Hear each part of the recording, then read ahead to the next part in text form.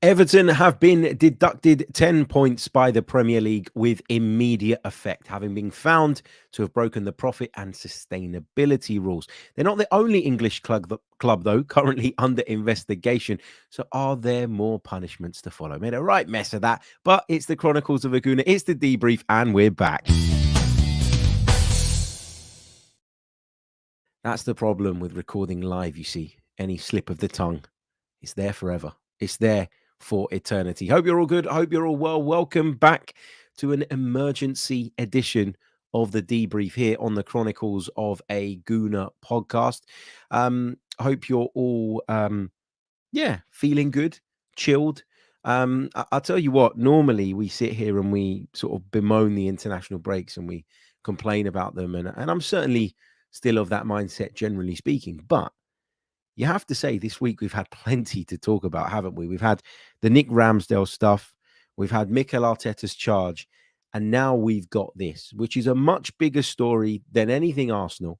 This is a huge, huge story in the context of the Premier League. I think this is a real turning point in the Premier League. And we're going to come on to why a little bit later on in the show. But before we dive in to the content, please do, if you haven't done so already and you're watching us on YouTube, leave a like on the video, subscribe to the channel if you're new as well. And if you want to go one further by becoming a member of the Chronicles of a Gooner podcast, you can do so by following the link in the description. But without further ado, let's get into the big story. Everton deducted 10 points by the Premier League with immediate effect, which puts them down into the bottom three, puts them second from bottom currently, having been found to have broken the league's profitability and sustainability rules. Now, as I said right at the top of the program there, they're not the only English club currently under investigation. So the question is, are there more punishments to follow? Will Everton be able to claw some of those points back as a result of a successful appeal? From what we're hearing, they don't really have the grounds to launch a sort of solid appeal. And so there could be the decision taken, that we're just going to take this on the chin and move forward with it. What I mean by that is, an internal acceptance, if you like, of that, because of course Everton have already highlighted that they plan to appeal. But I don't know if that's going to be just optics, because from all the experts that we've listened to over the last 24 hours, maybe slightly less than that, it feels like they don't really have a leg to stand on. But we're going to get into the details of the case. We're going to talk about how it differs from the cases that Manchester City and Chelsea will need to answer sooner rather than later. And yeah, I'd love to get you guys' thoughts from the live comments on this as well. Big hello to John, who's with us, Yon Tora, that is, Sammy, George is with us, Julian's with us, John's with us, Mario Romano is here as well, which is great. Great to see so many of you. I'm drinking my coffee in the podcast today because I'm knackered. I've been up since 4:30, weekend paper review on TalkSport. We had a really interesting conversation about this story with Natalie Sawyer and Tony Cascarino, who went through something like this during his time at Marseille over in France. So it was fascinating to get his insight. You can catch up on that show via the TalkSport app if you wish to do so. But look, I think most of us were shocked by the news that Everton were deducted 10 points with immediate effect. As I mentioned, that sees them drop to second from bottom in the table, essentially cancelling out their improved run of form of late, which will be incredibly frustrating for Sean Dyche. But I think he would have known, it would have been communicated to him, I think, internally, that this was coming down the line and that this was a real possibility. So he'd have been aware of it, I'm sure. But, we hear of these types of threats, points deductions, big sanctions, relegations, all the rest of it all the time, but very, very rarely are they enforced. And where I'm a bit surprised is not that Everton have been punished for breaching financial rules. What I'm surprised by is how quickly this has come to a head when you consider how long some of the other cases have been ongoing for, and the fact that the punishment is so severe. So let's get into, first of all, what actually happened, because I think it's important to start there. So what have Everton actually done? Why is it that the Premier League's independent commission have decided to hand out this charge and essentially this punishment of a 10-point deduction? What have Everton done? What's actually happened? So, from what we understand, the Premier League registered a complaint against the Toffees back in March. And since then, an independent commission has been involved and investigating the situation. Now, while Everton and the commission disagree on the amount by which the club overspent, it is believed the punishment is as a result of what was found to be a discrepancy of around about the £20 million mark. Now, let me be clear. The rules are there. Everybody knows them. And if you break them, you deserve to be penalized. But I guess the question for me is this over the top? And if so, why could that be? Is it because there's an independent regulator due to come in and sort of regulate the Premier League? And we know that the Premier League don't want this. We know that they've been fighting against this. So is this an example or an opportunity for the Premier League to go, we can regulate our own league? We do have the stomach to dish out severe punishments when necessary. And we do have the means and the capabilities of beginning investigations, following them through, taking them to a conclusion, and then dealing out punishments that we believe are fit for the severity of the offence. So I think the Premier League may well have made a bit of an example of Everton here for those reasons. Now, I think, look, the mismanagement of Everton Football Club has been clear for everybody to see.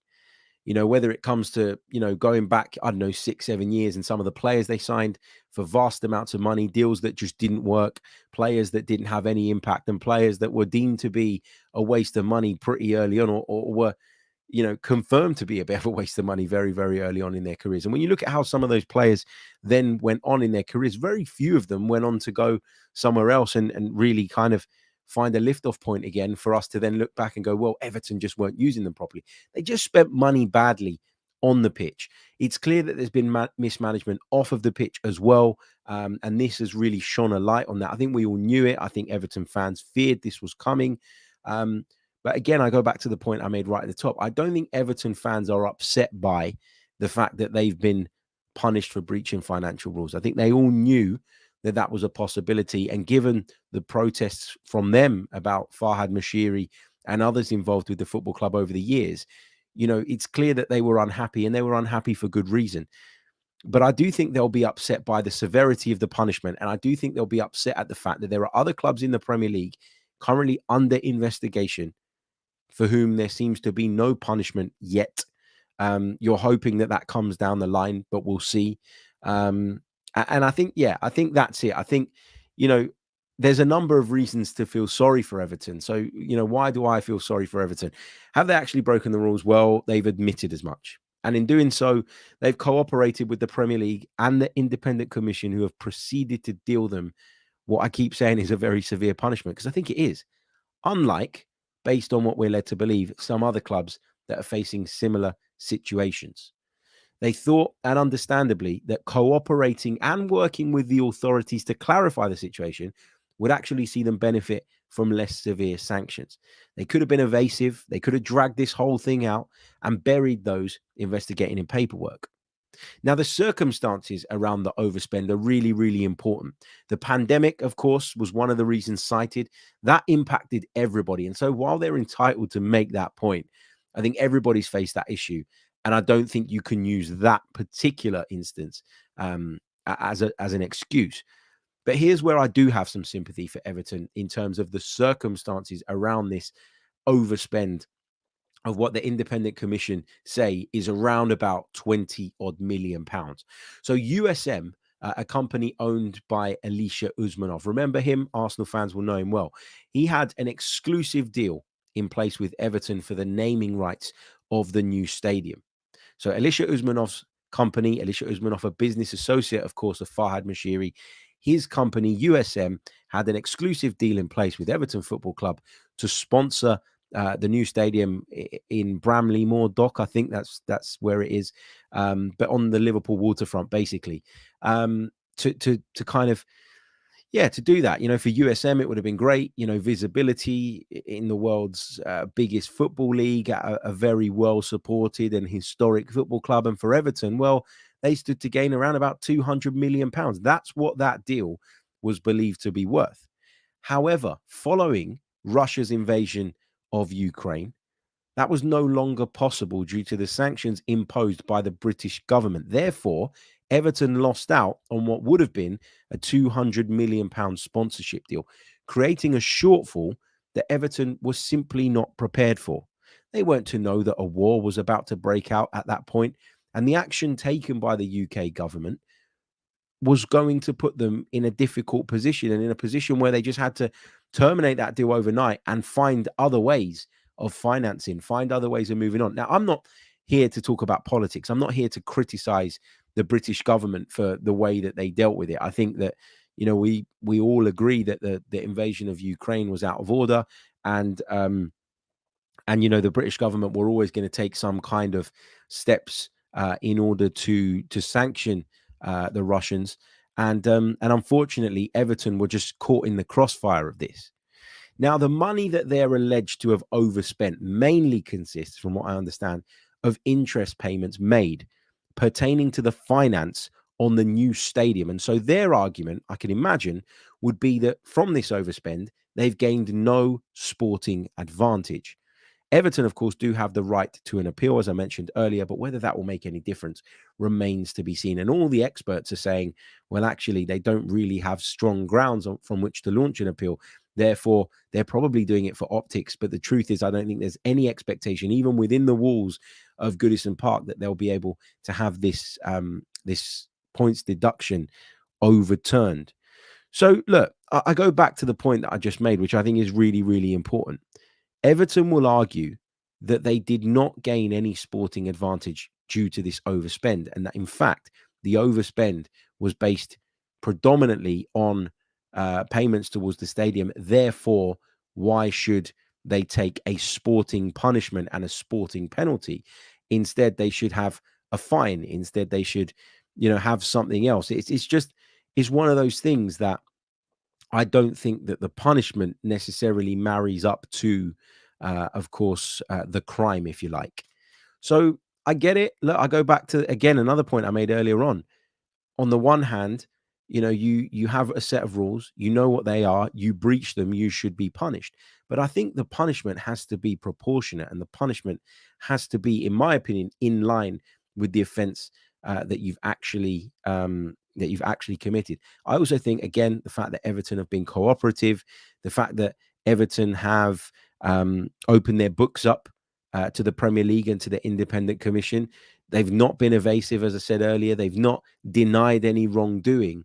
And I think they knew and were happy to take some kind of punishment, some form of punishment. But the problem is here for Everton is that this one they feel is disproportionate to the amount of money that they've overspent, and B, the fact that they believe, and I think that's probably the grounds upon which they'll appeal, that actually they've gained no sporting advantage for it. Now, you could argue that in the long term, having got that stadium built through means that, are deemed illegal by the Premier League, i.e. having overspent and breaching the profit and sustainability rules, that, Everton stand to gain a sporting advantage in the future. Bigger stadium, bigger revenue. That allows you to go out and bring in bigger and better players, and that puts you in a stronger position than some of your rivals. So I understand that there could be a sporting advantage further down the line, but I don't think that we're at that point just yet. So I understand the Evertonians' frustration, and if I go to Everton's club statement, which they released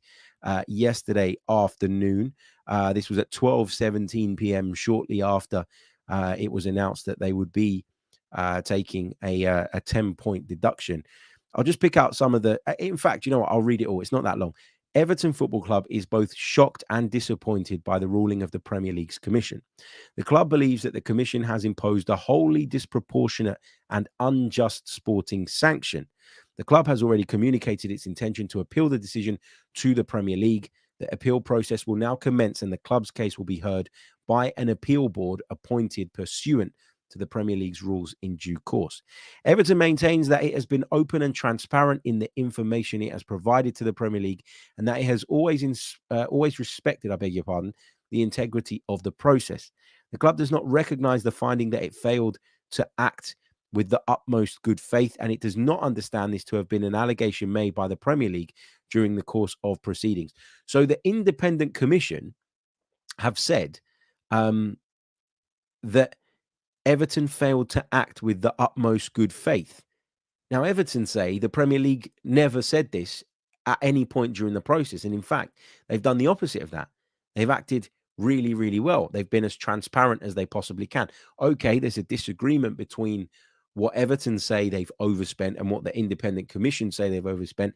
Everton report that figure as slightly lower, and the Premier League, you know, have that figure at higher. So they feel that the punishment is harsh because they don't even believe that actually the Premier League's figures are accurate. So that's a discrepancy, and that's obviously an argument between the two.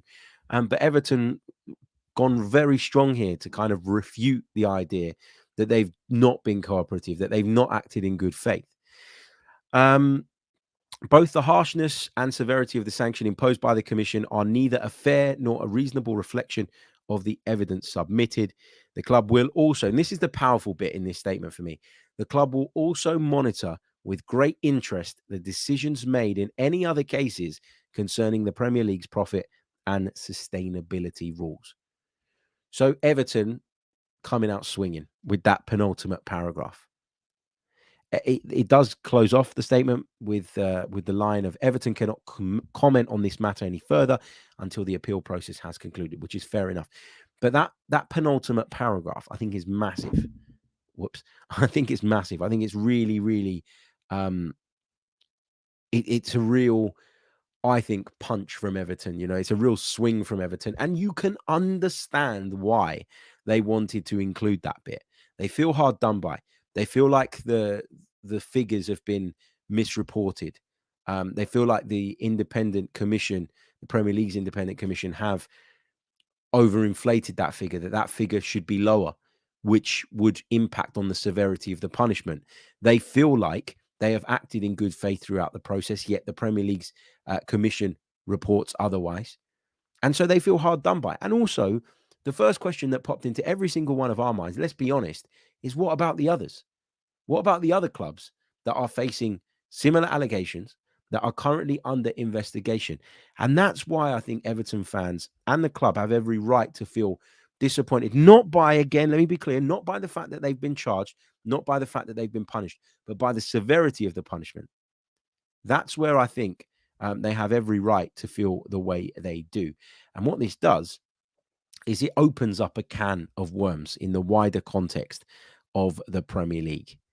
We're going to take a very, very short pause, and then we're going to talk about the others. What about the others? What's going to happen next? How do the Premier League deal with this can of worms that's now been opened with regards to how they deal with profit and sustainability breaches and financial irregularities? They're all linked. They're all similar. They're all intertwined. Short pause. Don't go anywhere. We'll be back in just a second. Welcome back along to the Chronicles of a Gooner podcast. It's the Debrief, an emergency edition. We're still going to bring you an episode at the start of next week, of course, but I felt like I really, really wanted to do a piece on this because I feel really passionate about this subject. When the news broke yesterday that Everton had been deducted 10 points, my initial instinct was, and I remember because I was on a train, I was going into TalkSport, and I was thinking, where can I go? Where can I go and sit where it'll be nice and quiet and I'll have a good enough internet connection to jump online and do a reactionary stream there and then? It didn't work out. It didn't work out in terms of I couldn't find a spot in the building. Everywhere I turned on that floor, there were people in meeting rooms. There was the possibility of someone walking in, and I didn't want to do an unprofessional, rubbish job of it. But actually, I'm glad I didn't do it yesterday now, because what it allowed me to do was, when I got home from the radio last night, was sit down and really look into this in a lot more detail, try and gain a better understanding of what exactly Everton have done, how we've got to this point, the process along the way, listen to some experts, listen to David Ornstein, who I thought spoke brilliantly on it. And now today, I feel like I'm in a much better position to provide a clearer explanation and a more informed opinion on this. So I'm glad that I waited. But the question that I asked just before the break was, what about the others? What about the others? Now, there is no doubt that the speed with which this case has moved forward, of course, increases the pressure on the Premier League to resolve, in particular, the Manchester City situation. They were charged with 115 counts. But since we heard about it initially, it's all gone very, very quiet. Now, the cases differ, of course, and Manchester City have been allegedly evasive for the best part of 4 years, which certainly doesn't help when you're looking for a quick resolution.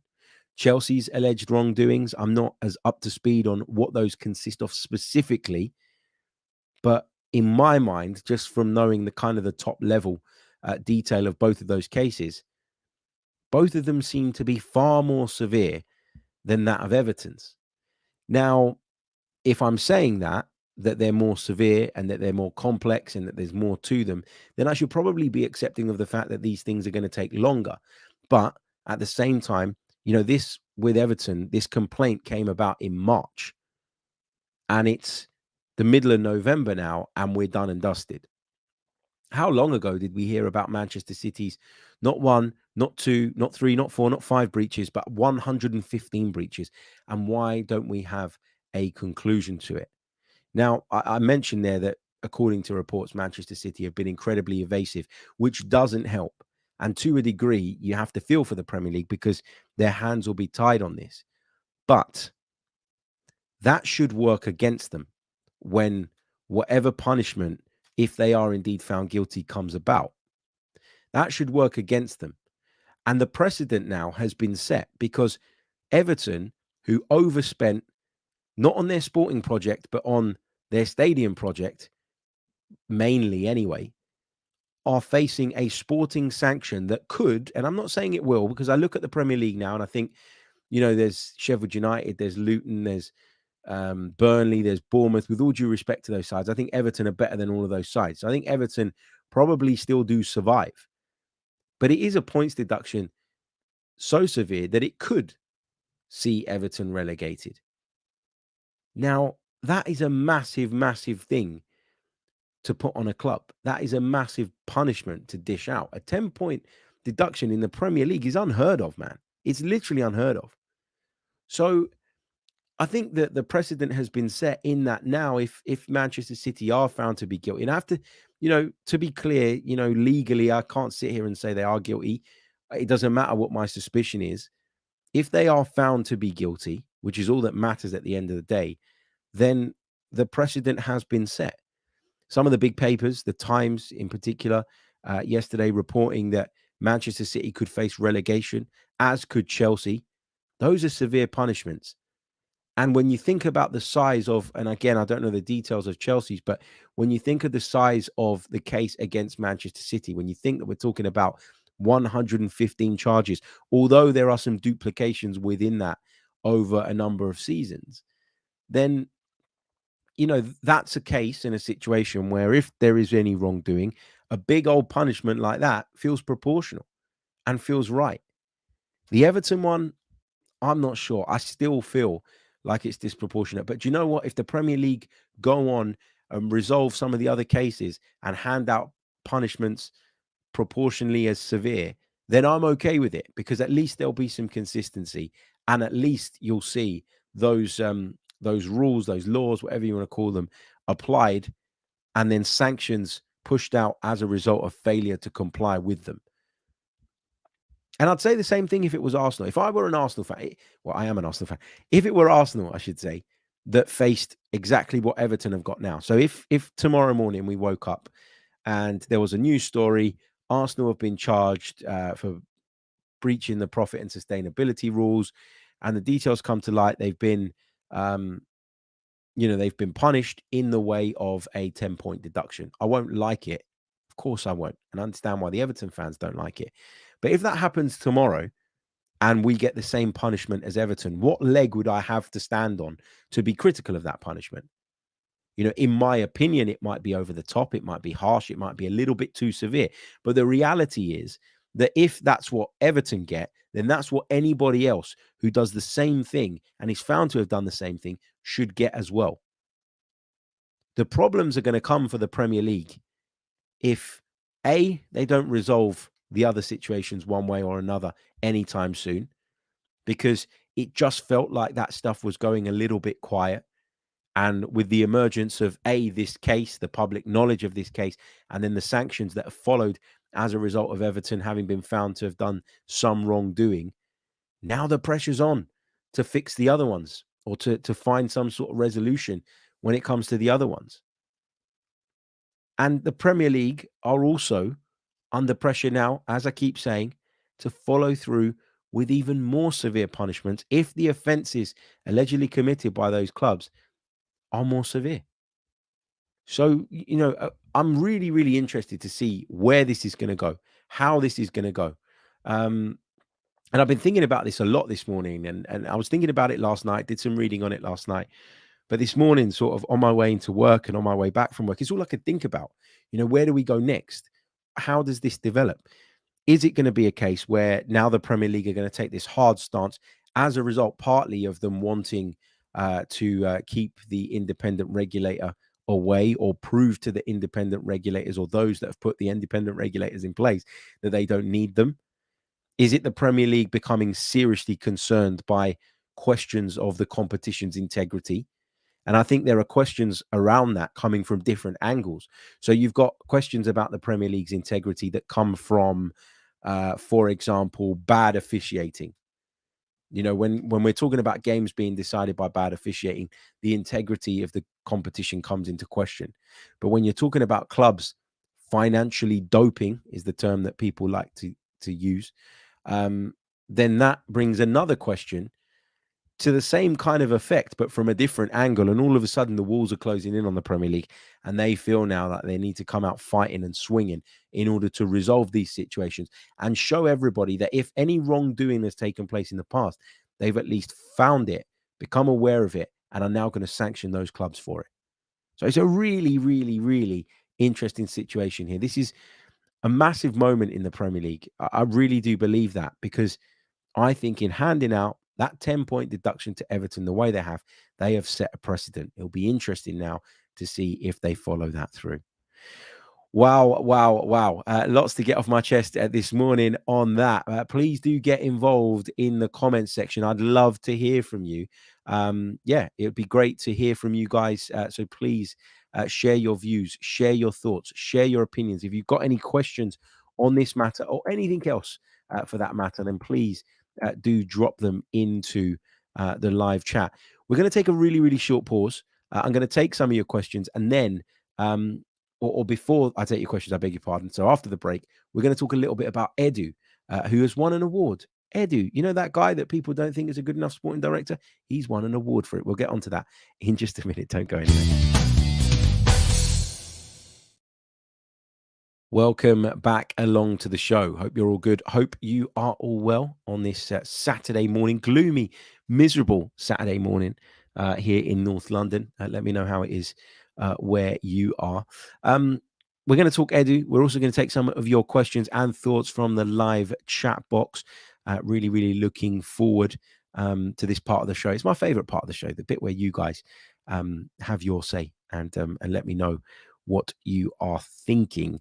Just a quick reminder before we move forward. If you haven't left a like on the video, there's nearly 200 of you watching, and we've only got 38 likes on the board on this live stream. That is not good enough. Come on, guys.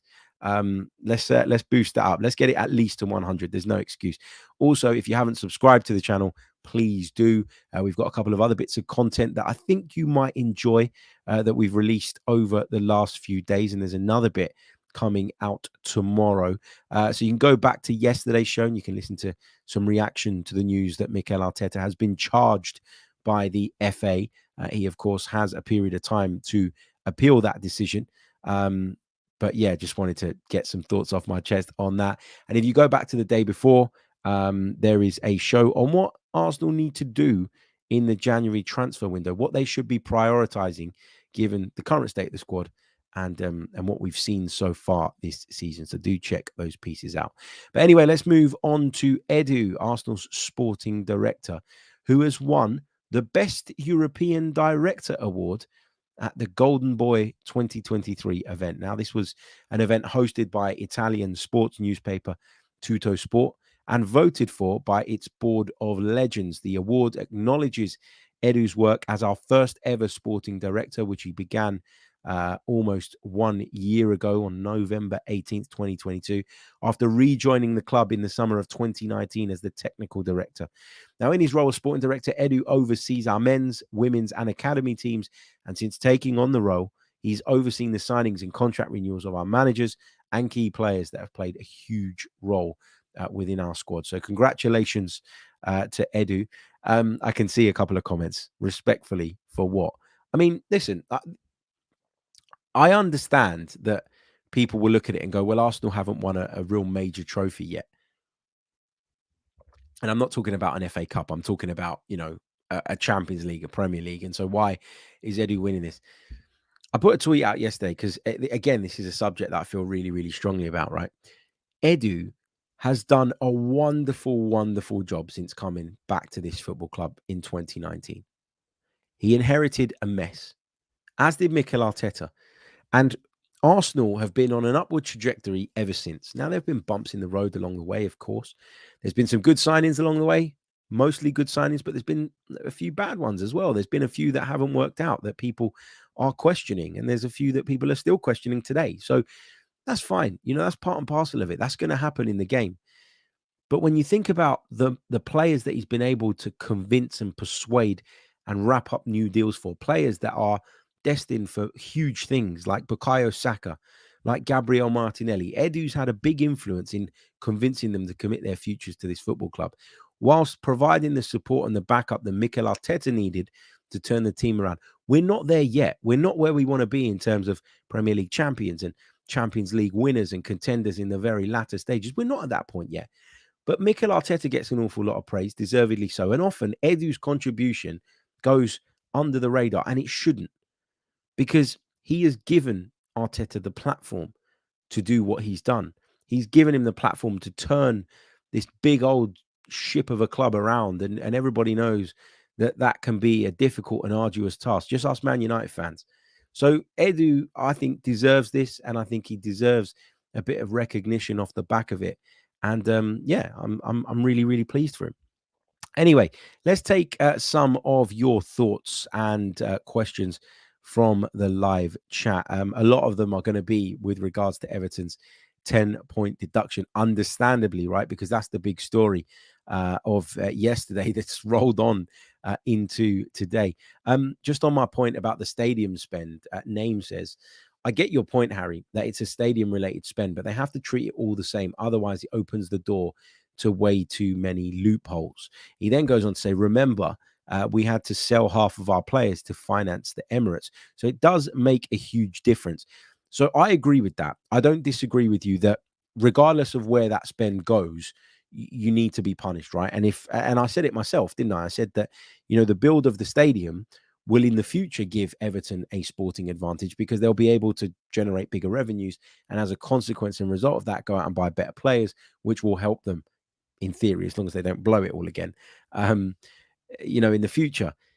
They have blown it in the past. I read a piece this morning in the paper where Farhad Mashiri was described as a £700 million arsonist because he'd literally burnt through that money and Everton were in no better state.